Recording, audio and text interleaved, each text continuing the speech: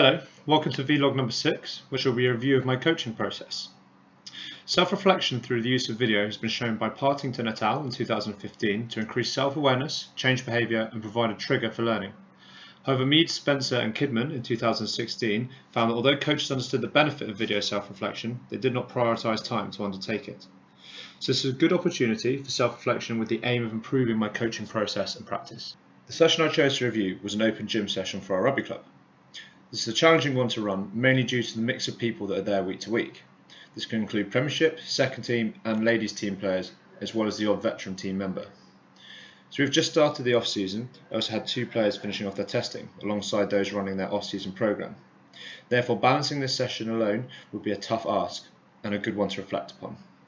There are 3 main areas that I will discuss as impacting upon my coaching process: the constraints of the programme, my coaching philosophy, and my resultant coaching behaviours. The constraints of the programme are something that have a clear influence on my coaching. Firstly, the facilities are rented, so I have to wait until the previous class is finished before I can use the screens and set up for data entry. All I can do is write the programme up on the whiteboard. This allows me to explain the warm-up and then finish my setup.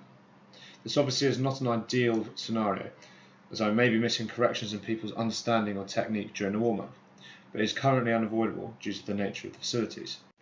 It's also not a situation that is best for demonstrating the programme. As discussed by Franks, Hodges and Moore in 2001, modelling is vital in demonstrating task goals, improving learning capacity of the novices and increasing experts' practice effort. Horn et al. In 2007 showed that an expert model was more effective than verbal instructions for the rate of learning of novice male adults. Modelling using the athlete themselves has also proved an effective method of improving performance, as discussed by Steve Marie et al. In 2011. It is therefore important I start to use appropriate demonstrations for those who need it, using the correct equipment, not just talking through what to do. Having reflected upon my philosophy, I've tried to foster an environment where players feel they can ask questions. As can be seen, this seems to be paying dividends. Athletes feel comfortable to ask questions at any point during the session. I also like to reinforce the importance of teamwork, splitting the athletes into similar ability groups to offer within-group teamwork and competition. I also regularly finish sessions with a tough conditioning element. This gives a chance for athletes to give encouragement and work together, with the aim of improving social and task cohesion among the teammates. This has been discussed by Shippard et al. In 2014 to have a positive relationship with performance, therefore something important to get through in my coaching.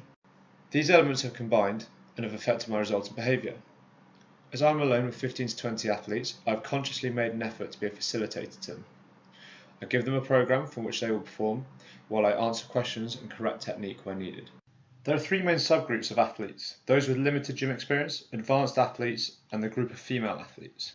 I feel my coaching behaviour best helps the expert athletes. A study by Argus et al. In 2011 showed verbal feedback after every set resulted in an increased peak power during bench press of elite rugby players. Feedback coming from either myself or the other athletes therefore is having a positive effect on performance, as long as it remains specific to the task at hand. However, the less experienced players may be suffering as a result of this. The novice lifters may need more practical guidance compared to the experts. In 1981, Newell discussed when elite athletes see demonstrations, the information is not novel and therefore redundant. Whereas, as mentioned, this may be useful for learning in novices. Therefore, it is important that I take the time to either personally or by using another athlete model movements to those players still learning this, rather than just explaining. It is also important to consider the effect of learning in a group environment, as highlighted by Van der Kamp et al. In 2015. Most research only explores the interaction of an individual and coach, not the group coach dynamic. The paper highlights the need for allowing group members to seek answers from within the group, with the coach only intervening if needed. When providing feedback, the coach should then direct attention externally to aid learning and performance. This shows a positive side to my coaching behaviour. Athletes helping each other and seeking answers within their group is a helpful attribute, and one that can be seen all throughout the video. A final dynamic to consider is the female athletes. Within the group is a wide range of experience, so they should be treated individually as with the males. However, a gender difference between coach and athlete may negatively impact perceived motivation and character building coaching effectiveness, as discussed by Cavasanu et al. In 2008. It is suggested that although coaches do not have a full control of how effective they perceive to be, the use of effective communication with athletes about their expectations and demands can help this.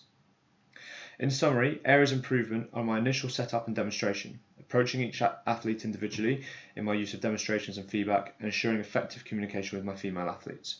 Finally, a huge area of positivity is the environment I've created, where athletes help and motivate one another.